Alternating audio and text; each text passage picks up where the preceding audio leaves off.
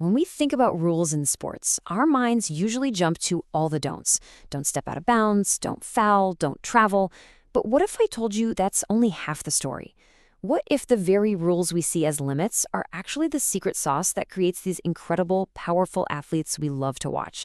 Okay, let's get into it. So, is that really all rules do? Are they just a big, long list of things you can't do? That's the question we're going to unpack today. Because the source material we're digging into suggests something way more interesting, and frankly, way more powerful is going on here. Just imagine, for a second, a basketball game with zero rules. It'd be complete and utter chaos, right? Just a bunch of people running around, maybe chucking a ball towards a hoop. But now, think about the game we actually know. The rules: dribbling, no traveling, a defined court. They do more than just stop the chaos. They actually create the conditions for amazing skill. They make the crossover dribble, the no-look pass, the three-point shot, not just possible, but meaningful. And that basketball example, it brings us right to the core idea of this whole explainer. It's this fascinating paradox. Constraints, the very things that seem to say no, are actually what create entirely new ways to act. They're a productive force. So to really get our heads around this paradox, let's break down how these rules actually work on the court, or on the field. The source material breaks sport constraints down into three basic types. First up, you've got prescriptive rules. These are the ones that tell you what you have to do, like you must dribble the ball. Then there are proscriptive rules, which tell you what you can't do, like traveling. And finally, you have descriptive rules, which just set the physical stage. The basket is 10 feet high, the field is 100 yards long. See, together, these three types of rules don't just police the game, they literally invent it. Now here's where it gets really interesting, because this idea completely flips our intuition on its head. We tend to think that a no rule, a proscriptive one, just takes away options. But the history of sports shows that the exact opposite can be true. Let's go back in time to the early days of basketball. Originally, there were no boundaries on the court. The ball could go anywhere in the gym, even up into the balconies or running tracks that were common back then. Players spent a huge chunk of their time just chasing the ball down. So what do? They added a simple prescriptive rule. You can't go out of bounds. This no didn't just limit the game, it focused it. It was a game changer. It enabled players to stop all that chasing and start concentrating on the skills that actually define the sport. Strategy, passing, shooting. That one limitation basically created the modern game. So this idea that rules and constraints can be these creative forces, it leads us to a much deeper, more profound concept of what power itself is. We're tapping into an idea from the philosopher Michel Foucault here, something he called productive power. He argued that we totally misunderstand power if we only think of it as, a king telling his subjects what they can't do. Modern power, Foucault said, is way more subtle. It works by creating systems, knowledge, and skills. It doesn't just say no, it produces things. It says yes. And Foucault's own words really nail this point. He wrote that power produces reality. And in sports, the rules, which are a form of power, produce the reality of the game. They create the truth of what a good pass is or what a legal shot is. Without those rules, those concepts don't even exist.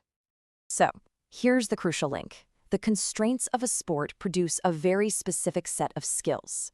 And when an athlete masters and performs those skills, when a soccer player executes a perfect bicycle kick, they are exercising a form of power that was literally created by the rules of the game. Okay, so let's look at how this idea of productive power actually builds the modern athlete. To do that, we have to talk about the discipline of sport. Foucault had a specific term for this too: disciplinary power. Think of this as the nuts and bolts of it all. The training schedules, the dietary plans, the film sessions, the endless drills. It's all those tiny detailed procedures that modern institutions, from armies to schools to sports leagues, use to shape people into skilled, efficient performers. The goal is to produce what he called subjected and practiced bodies.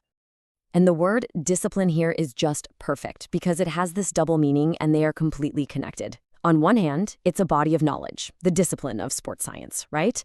But it's also a method of control, the discipline it takes to stick to a training regimen. And these two things feed each other in a loop.